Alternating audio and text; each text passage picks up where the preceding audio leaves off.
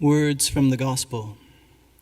And immediately he was driven out into the wilderness. In the name of God, source, word, and life-giving spirit. Amen. We don't have a lot of desert in Canada. A little bit, but not anything near Toronto. And so my experience of the desert is quite limited. But I had one very important experience in the desert, and that was when I was walking the Camino de Santiago, or the Way of St. James, which is a pilgrimage that crosses Spain and ends in the city of Santiago. The middle section is the desert in Spain, and a lot of pilgrims skip it because it's boring. And I remember arriving in the middle section, and there was a priest who was welcoming us at one of they called them refugios, basically a place where a parish had a room where they could welcome pilgrims. And the priest didn't speak a lot of English, but he was able to communicate something very important in his limited English. He said, "This is where the pilgrimage begins." Because when you're in the desert, the distractions go away, and you have time to think. You have time to reflect. This is when the pilgrimage begins. I never made it to Santiago. I was walking with my sister, and it's her fault. She's too slow. But we made a deal that we'd go back and we'd finish the 400-ish kilometers that we still have outstanding. It's been over 10 years, so not sure when we're going to get around to that, but we did get at least 200 kilometers of desert. And so that's what I want to talk about today as we begin our Lenten journey. We have the theme of the wilderness. And I think Jesus really needs the wilderness. More than Matthew and Luke, Mark loves to use the word immediately. And you have to imagine this amazing moment when Jesus is baptized, and then immediately he's driven by the Spirit out into the wilderness. Why does he need to go there? I have a few reflections that I have found from a new author, Debbie Thomas. And I owe this sermon to my mom, who also walked part of the Camino de Santiago with me, but she wanted to walk the most beautiful part, so we did it in France. But here we'll talk about Debbie Thomas's reflections on the desert.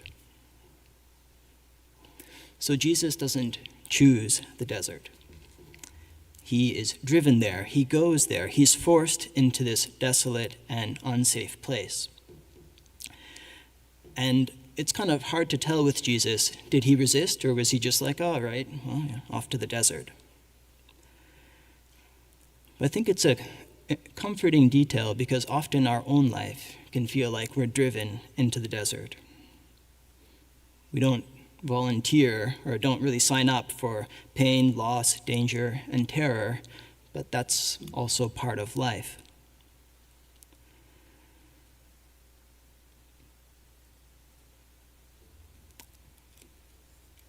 The problem with Jesus going into the desert is that it makes us wonder, why did God drive him there? What do we do with the suffering that we experience in the desert, or that Jesus experienced in the desert? I think we have to say very clearly that no, God doesn't want us to suffer. But we do have moments of suffering, and I think we reframe those when we think about what God is trying to teach us in suffering, how he's trying to shape us, how he's trying to redeem us, even in these most challenging moments of our life. Perhaps a good way to think about it is that God can transform our deserts into something holy. He is the one who transfigures thorns into flowers.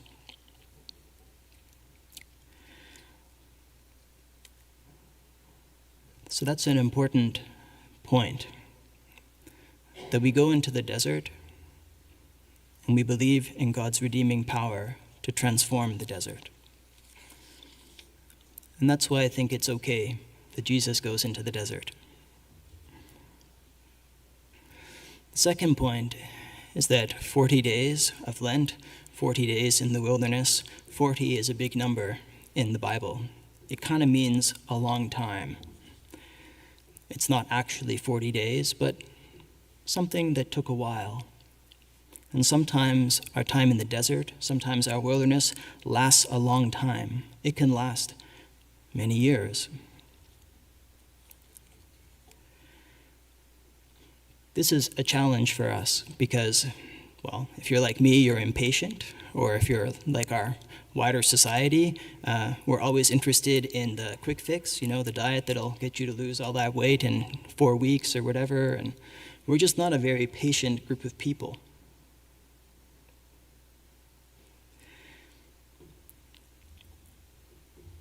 But we need to take time. When Jesus is out in the desert, the thing that he hears just before he goes, I think, is the most important thing that pulls him through that period.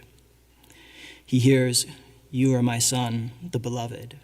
With you I am well pleased." And he had to hold on to that identity when he was out in the wilderness. We can wonder, did it waver in the silence when the wild beasts were roaming around, when there was nowhere to put his head and not a lot of food? Did he have hours or days or perhaps even weeks when he thought, this is not what I expected after being told I am the beloved? But I believe that he held on to this absolute truth, that he knew who he was. He knew that God's deep and unconditional love for him didn't depend on the wilderness. It was deeper than the wilderness. And I think that's our lesson as well today, that God's love is deeper than the wilderness that we're in. The last point. There were angels in the wilderness. How very strange. In this land of shadow and starvation, in this place where wild beasts roam, still we find God's angels, agents of God's love and care, present with Jesus. And this is something important for us also to remember, that God abides. Somehow, without reason or explanation, angels come, help comes, rest comes, peace comes. We don't necessarily recognize our angels. And I don't really know what the angels who showed up to attend to Jesus looked like.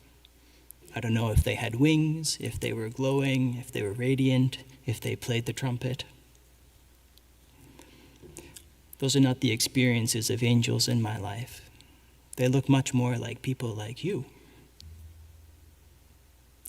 And our task is to recognize those angels that minister to us in the wilderness. The people who hold us. The people who bring God's voice to us. The people who remind us that we are beloved and called beloved. The people who we find in our barren wilderness with us.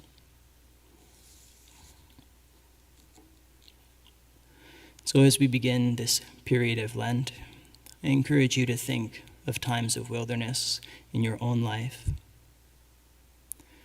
I encourage you to reflect on the words we hear from heaven. You are my beloved. And I encourage you to remember the angels who have ministered to you in your life. Amen.